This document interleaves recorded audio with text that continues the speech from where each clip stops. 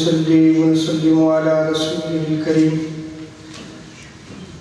أما بعد فأعوذ بالله من الشيطان الرجيم بسم الله الرحمن الرحيم قال الله تبارك وتعالى في القرآن المجيد ولو أنهم إذ ظلموا أنفسهم جاءوك فاستغفروا الله واستغفر لهم الرسول لوجدوا الله توابا رحيما صدق الله مولانا العظيم مولاي صل وسلم دائما أبدا على حبيبك خير الخلق كلهم. اللہ تبارک و تعالیٰ کا بے پایہ لطف و کرم اور احسان عظیم ہے کہ جس نے ہمیں اس جمعۃ المبارک کی عظیم اور بابرکت محفل میں اکٹھے ہونے کی توفیق عطا فرمائی، اور سب سے بڑھ کر یہ کہ ہمیں دولت ایمان سے بہرامد فرمایا. آج ہمارا موضوع کی گفتگو ہے در رسول صلی اللہ تعالی وسلم کی حاضری.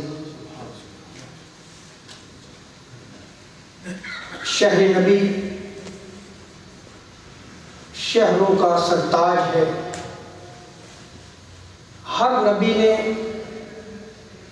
اپنے شہر کو حرم قرار دیا اور مدینے کو تاجدار کائنات صلی اللہ تعالی علیہ وسلم نے حرم قرار دیا. مدینہ ہی تاجدار کائنات صلی اللہ تعالی علیہ وسلم کا دار الہجرت قرار پایا، جہاں تاجدار کائنات صلی اللہ تعالی علیہ وسلم نے سکونت اختیار فرمائی. جس جگہ تاجدار کائنات صلی اللہ تعالی علیہ وسلم خرام ناز چلا کرتے تھے، اور وہی مدینہ بالآخر حضور علیہ السلام کی آخری آرامگاہ بھی بنا. نسبت مصطفیٰ صلی اللہ تعالی علیہ وسلم کی وجہ سے اس شہر مقدس کے 99 نام ہیں، 99 نیمز ہیں، اور وہ سارے صحابہ سے نقل کیے گئے.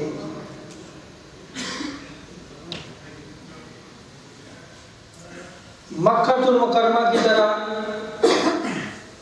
مدینہ پاک بھی حرم ہے، اس لیے شہر مدینہ کے سرسبز درخت اور گھاس کا کاٹنا ممنوع ہے، ناجائز ہے. شکار کرنا بھی منع ہے. جنگ کی خاطر اسلحہ اٹھا کر گھومنا پھرنا بھی منع ہے.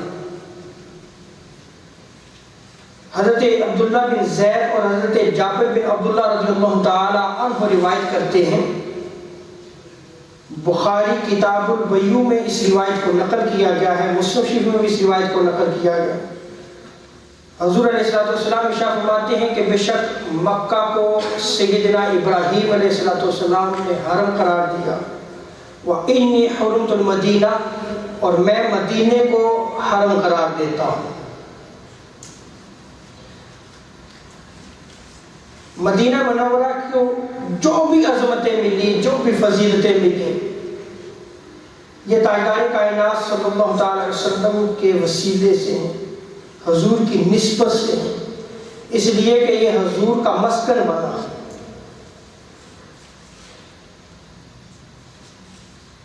اور بعض فقہاء نے، علماء نے، محدثین نے مدینہ منورہ کو مکہ المکرمہ سے افضل قرار دیا ہے.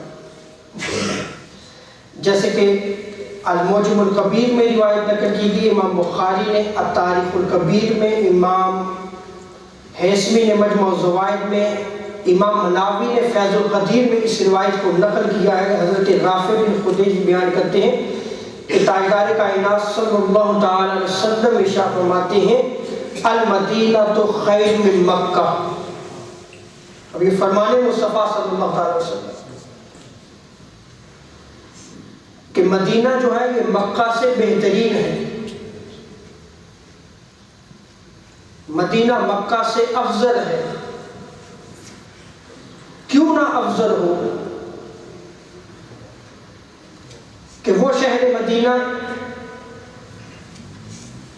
جس شہر مدینے کے ایک حصے کو تاجدار کائنات صلی اللہ تعالی علیہ وسلم نے جنت کا باغ قرار دیا، جنت کا باغ قرار دیا. سیدنا ابو ہریرہ رضی اللہ تعالی عنہ روایت کرتے ہیں، امام بخاری نے اس روایت کو 3 مقامات پہ نقل کیا ہے. امام بہقی نے شعب الایمان میں، امام عبدالرزاق نے المصنف میں، امام احمد بن حنبل نے اپنی المسند میں اس روایت کو نقل کیا ہے. تاجدار کائنات صلی اللہ تعالی علیہ وسلم فرماتے ہیں، ما بین بیتی و منبری روض من ریاض الجنہ، کہ میرے گھر اور میرے منبر کے مابین جو بھی جگہ ہے وہ ساری کی ساری جنت کے باغات میں سے ایک باغ ہے، جنت کے باغات میں سے ایک باغ ہے.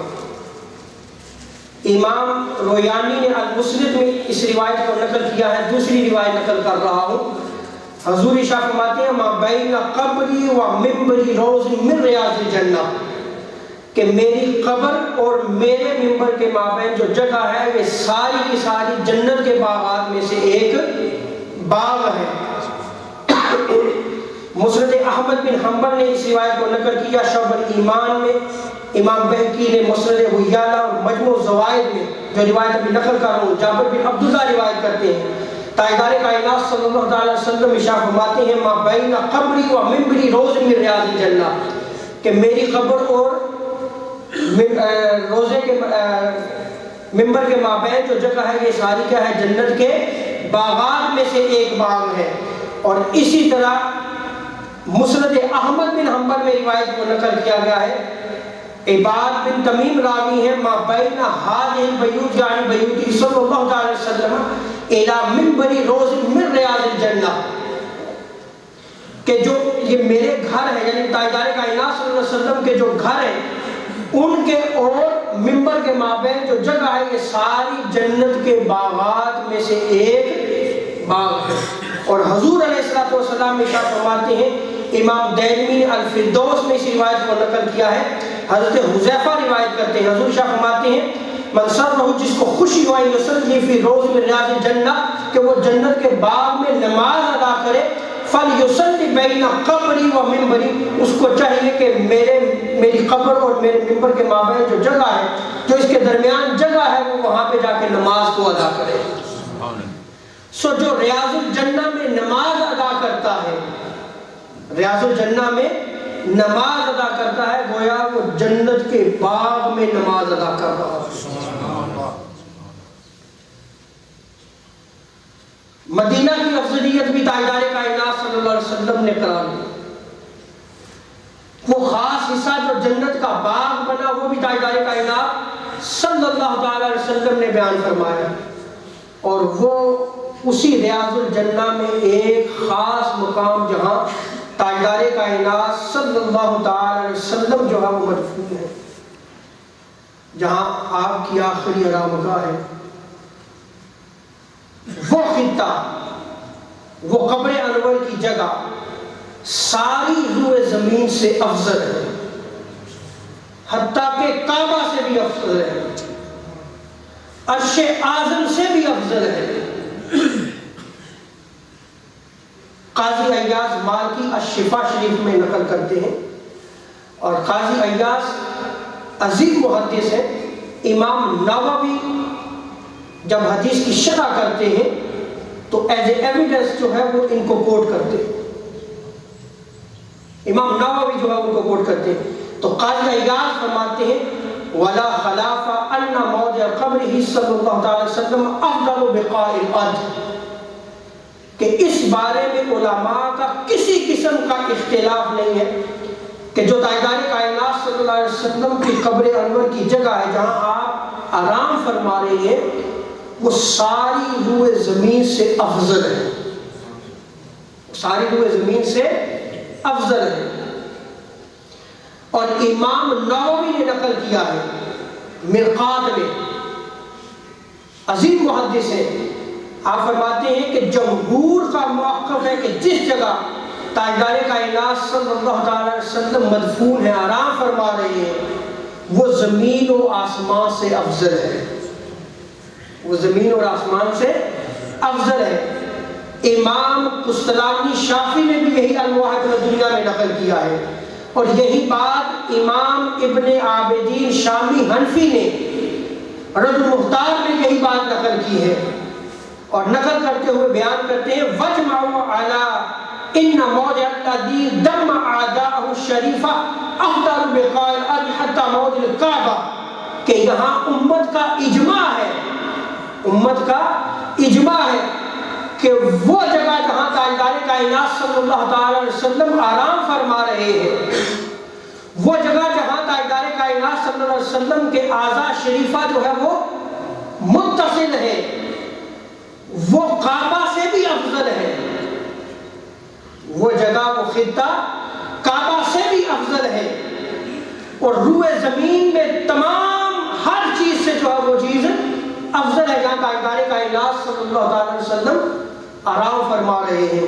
اور قاضی ایاز مالکی نے اس اجماع کو نقل کیا ہے، امام خفاجی حنفی نے اس کو بیان کیا ہے، امام ابو ولید باجی مالکی نے اس کو نقل کیا ہے، امام ابن عساکر نے نقل کیا ہے، امام علاء الدین حسکوی نے اس کو نقل کیا ہے، ابن عقیل حنبلی نے اس کو نقل کیا ہے، امام محمد بن یوسف شامی صالح نے اس کو نقل کیا ہے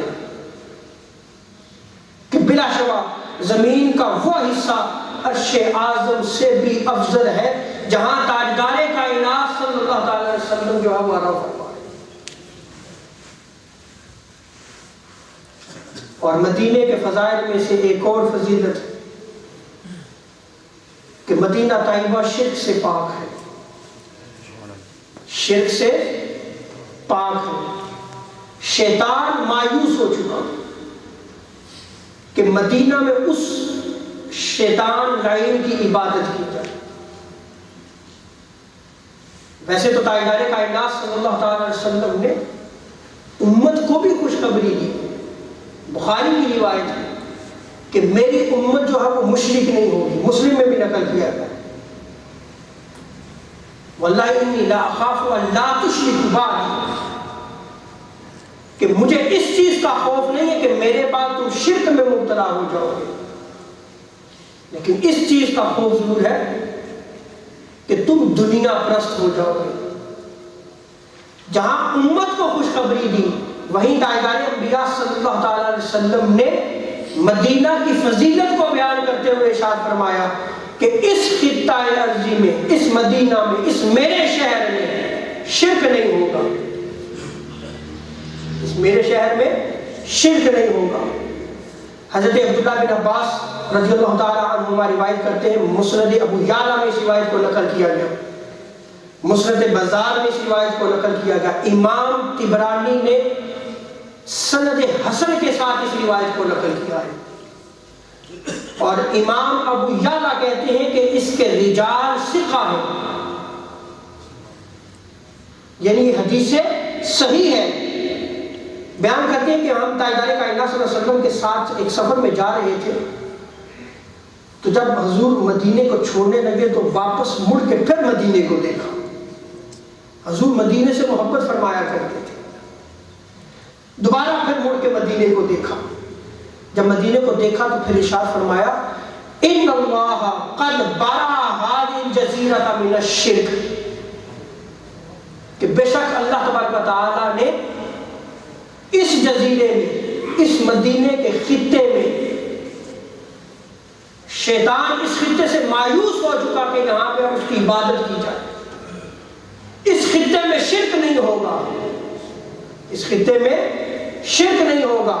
اور دوسری روایت میں آتا ہے قد طہر اللہ هذه القرية من الشرک، کہ رب تعالیٰ نے اس خطے کو مطہر پاک کر دیا ہے شرک سے، اس خطے کو شرک سے پاک کر دیا ہے۔ اور سیدنا ابو ہریرہ روایت کرتے ہیں، تاجدار کائنات صلی اللہ تعالی وسلم فرماتے ہیں، مسند احمد بن حنبل کی روایت ہے، ان الشیطان قد عیس ان یعبد بارضکم، کہ شیطان اس چیز سے مایوس ہو چکا چکا ہے کہ اس خطہ مدینہ میں جو ہے وہ اس کی عبادت کی جائے. سو مدینہ میں شرک نہیں ہوگا. اب جب مدینے کا سفر کیا جاتا ہے، ایک ہے نیت مسجد نبوی کی زیارت کی کرنا،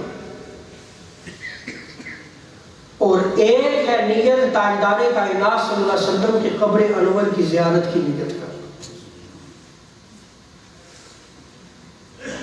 علماء محدثین بیان کرتے ہیں کہ جب تم مدینے میں جاؤ تو نیت یہ کر کے جاؤ کہ ہم تاجدار کائنات صلی اللہ علیہ وسلم کی قبر انور کی زیارت کے لیے جا رہے ہیں. اس لیے کہ مسجد نبوی میں جو شخص نماز ادا فرمائے اسے تو اس نے نماز جو ہی پڑھی 50,000 نمازوں کا ثواب تو اسے میسر آ جائے گا جسے رسول کے مطابق. لیکن اگر وہ تاجدار انبیاء صلی اللہ علیہ وسلم کی قبر انور کی زیارت کی نیت کر کے نہیں جاتا تو وہ اس چیز سے محروم رہ جائے گا.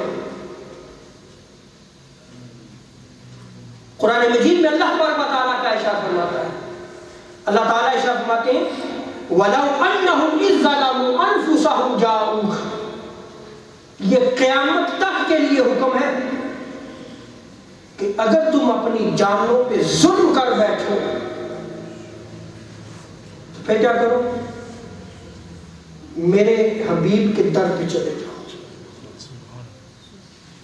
وہاں چلے جاؤ. فَاسْتَغْفِرُ اللَّهَ. وہاں جب تم در رسول پہ پہنچ جاؤ اور حاضر ہو جاؤ تو اللہ سے معافی مانگو. وہاں پہ جا کے اللہ سے معافی مانگو. وَاسْتَغْفَرَ لَهُمُ الرَّسُولُ. اور پھر اگر رسول تمہارے لیے مغفرت طلب کرتے ہوئے اللہ کے حضور تمہاری سفارش پیش کرے، شفاعت کرے، لَوَجَدُ اللَّهَ تَوَّابًا رَحِيمًا. تو پھر تم رب کو تواب، معاف کرنے والا اور رحیم بھی پاؤ گے. صرف تواب نہیں بلکہ کیا کہا؟ رحیم بھی پاؤ گے. کہاں جا کے معافی مانگو؟ در رسول. معافی مانگنے کے طریقے قرآن مجید میں 2 بیان کیے گئے. ایک طریقہ یہ ہے کہ اس رب تعالیٰ کی تسبیح و تحلیل کی جائے، اس سے استغفار کیا جائے، پھر اس کی مرضی وہ معاف کرنا چاہے یا نہ کرے، پھر اس کی مرضی. اذا جاء نصر اللہ والفتح ورأيت الناس يدخلون في دين الله أفواجا فسبح بحمد ربك واستغفره إنه كان توابا. إنه كان توابا. اس کی تسبیح کرو، تحلیل کرو، اس کو راضی کرو. وہ بے شک تواب ہے. وہ کیا ہے؟ تواب ہے. قابل غور نکتہ ہے. یہاں پہ رب تعالیٰ نے صرف تواب کہا کہ وہ گناہوں کو معاف کرنے والا ہے، لیکن جب در رسول کی باری آئی وہاں جا کے جو معافی طلب کرے تو وہاں ارشاد فرمایا کہ اگر تم وہاں جا کے معافی طلب کرو گے تو رب تعالیٰ تواب بھی ہے اور رحیم بھی ہے. وہاں صرف اپنی توابیت کا ذکر کیا، یہاں اپنی رحیمیت کا بھی ذکر کر دیا، اس لیے کہ وہ شخص در رسول پہ جا کے اللہ سے معافی مانگ رہا ہے. وہ تاجدار کائنات صلی اللہ علیہ وسلم کو وسیلہ بنا رہا ہے، حضور کے در پہ جا کے جو ہے وہ اللہ سے معافی مانگ رہا ہے، تو وہاں رب تواب بھی ہے اور رحیم بھی ہے.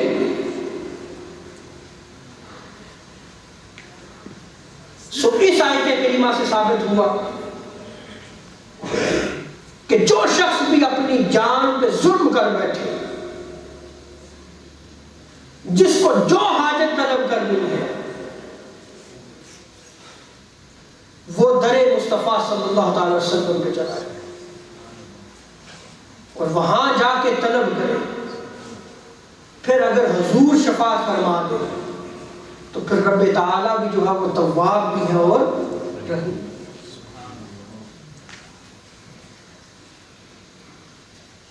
چونکہ اس موضوع کو مختلف فی بنا دیا گیا ہے، یعنی قبر انور کی زیارت کی نیت کر کے نہیں جانا. اب میں صرف وہ روایات نقل کروں گا جس میں صحابہ کرام جو ہے وہ قبر انور کی زیارت کیا کرتے تھے اور کس حال میں جو ہے وہ کیا کرتے تھے. لیکن اس سے قبل تاجدار انبیاء صلی اللہ تعالی وسلم کے فرامین سنن ابو داؤد میں اس روایت کو نقل کیا گیا، مسند احمد بن حنبل میں بھی اس روایت کو نقل کیا گیا ہے، مصنف ابن ابی شیبہ میں بھی، امام طبرانی، امام بہقی نے بھی اس روایت کو نقل کیا ہے، امام نووی نے بھی اس روایت کو نقل کیا ہے، اور حافظ ابن کثیر نے بھی اس روایت کو نقل کیا ہے، اور حدیث صحیح ہے، حدیث صحیح ہے. عن ابی ہریرہ رضی اللہ تعالی عنہ قال قال رسول اللہ صلی اللہ تعالی وسلم لا تجعلوا بیوتکم قبورا. حضور ارشاد فرماتے ہیں کہ اپنے گھروں کو قبرستان نہ بناؤ، اپنے گھروں کو قبرستان نہ بناؤ، یعنی اپنے گھروں میں بھی نماز پڑھا کرو. نفل نماز گھر میں ادا کرنا افضل ہے، نفل نماز گھر میں ادا کرنا افضل ہے، باجماعت نماز مسجد میں ادا کرنا افضل ہے. حضور نے فرمایا کہ اپنے گھروں کو جو ہے وہ ویران نہ کرو، قبرستان نہ بناؤ. وَلَا تَجْعَلُوا قَبْرِي عِيدًا، اور نہ ہی میری قبر کو عیدگاہ بناؤ، کہ جس طرح عید سال میں 2 مرتبہ آتی ہے اسی طرح تم سال میں صرف 1 یا 2 مرتبہ میری قبر کی زیارت کرو، بلکہ میری قبر کی زیارت جس قدر ممکن ہو سکے تم کرو، اسے عیدگاہ نہ بناؤ. عید کہتے ہیں خوشی کو، کیا کہتے ہیں؟ خوشی کو. اور یہاں پہ ایک اور بھی جو ہے وہ مسئلہ بھی حل ہو جائے کہ ہمارے ہاں بعض دفعہ جو ہے وہ عمرے پہ جایا جاتا ہے تو ہمارے کنسپٹ ہے چلے جی وزٹ بھی ہو جائے گا، انا للہ و انا الیہ راجعون، چلے ہوا بدلی ہو جائے گی. یہ ہے جس سے حضور نے منع فرمایا. عیدگاہ نہ بناؤ اسے. ارے یہ تو وہ جگہ ہے جہاں تم جو مانگو گے وہاں جو ہے وہ ملے گا. جیسے میں نے آیت کریمہ، سب سے بڑی چیز معافی ہے. سب سے بڑی چیز کیا ہے؟ کہ رب تعالیٰ اس کے گناہوں کو معاف کر دے. جو در رسول پہ حاضر ہو کر تاجدار کائنات صلی اللہ تعالی علیہ وسلم کے وسیلے سے رب تعالیٰ سے بخشش و مغفرت طلب کرتا ہے، رب تعالیٰ اس کو معاف فرما دیتا ہے. اور آگے حضور علیہ الصلوۃ والسلام فرماتے ہیں وَصَلُّوا عَلَيَّ فَإِنَّ صَلَاتَكُمْ تَبْلُغُنِي حَيْثُ كُنْتُمْ، کہ مجھ پر کثرت سے درود بھیجا کرو، پس تم جہاں کہیں بھی ہوتے ہو درود مجھ تک پہنچ جاتا ہے. جہاں کہیں بھی ہو درود مجھ تک پہنچ جاتا ہے. اور آگے اسی زیارت قبر کی فضیلت کو تاجدار انبیاء صلی اللہ تعالی وسلم بیان کرتے ہوئے ارشاد فرماتے ہیں. اس روایت کو امام دارقطنی نے السنن میں نقل کیا ہے، امام بہقی نے شعب الایمان میں، امام حیثمی نے مجمع الزوائد میں، اور امام حیثمی نے امام بزار سے بھی اس روایت کو نقل کیا ہے، اور امام حکیم ترمذی نے نوادر الاصول میں اس روایت کو نقل کیا ہے، اور امام جلال الدین سیوطی رحمۃ اللہ تعالی علیہ اس حدیث کو حدیث حسن قرار دیتے ہیں، حدیث حسن قرار دیتے ہیں. ابن عمر رضی اللہ تعالی عنہما روایت کرتے ہیں قال رسول اللہ صلی اللہ تعالی وسلم من زار قبری وجبت له شفاعتی. حضور ارشاد فرماتے ہیں کہ جس نے میری قبر کی زیارت کی روز قیامت اس کے حق میں میری شفاعت واجب ہوگی.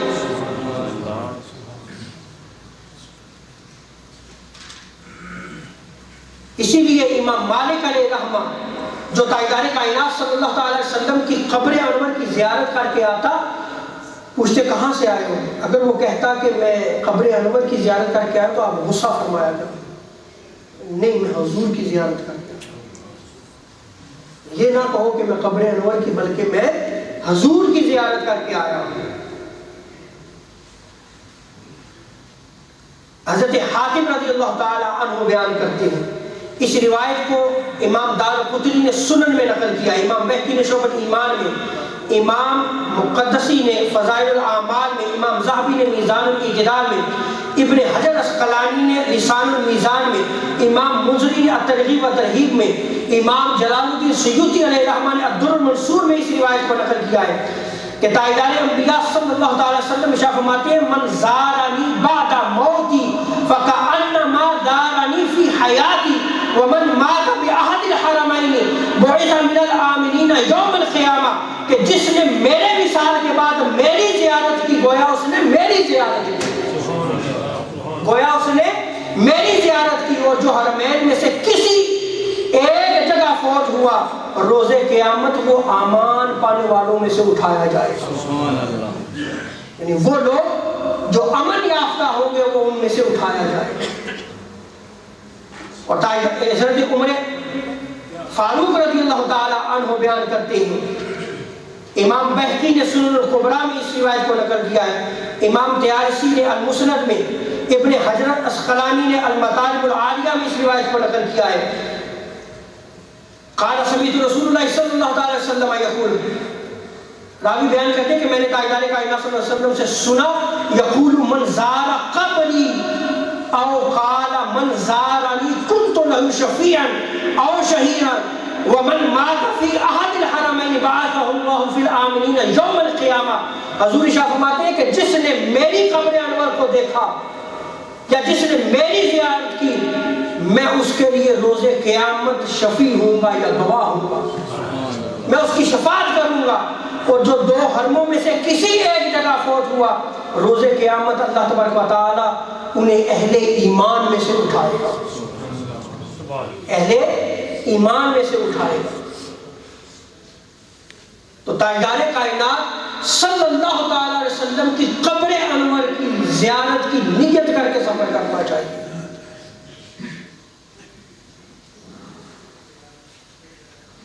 اور اگر یہ چیز حرام ہو جیسے کہ بعض کہتے ہیں، ایک اور روایت نقل کرتا ہوں، سیدنا ابو ہریرہ رضی اللہ تعالی عنہ نقل کرتے ہیں، اور امام حاکم نے المستدرک میں اس روایت کو نقل کیا ہے، ابن عساکر نے تاریخ مدینہ میں اس کو نقل کیا، مدینہ دمشق میں۔